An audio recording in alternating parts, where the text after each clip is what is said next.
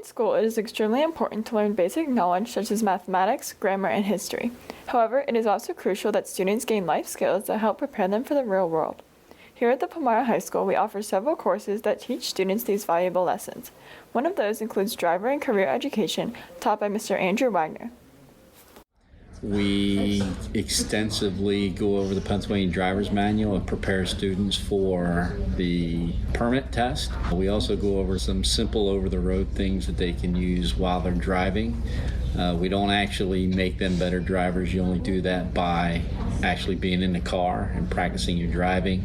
In career education, we go over interviewing skills and prepare a resume, cover letter.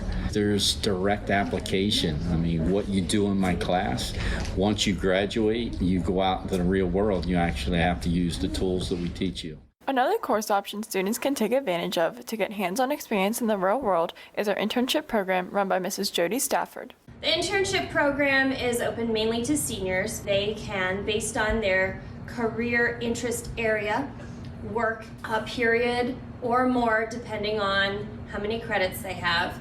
Students are allowed to sign out and leave school for a period or two to internship with their area of interest. They must log 100 intern hours per semester, along with completing discussion posts and a final project.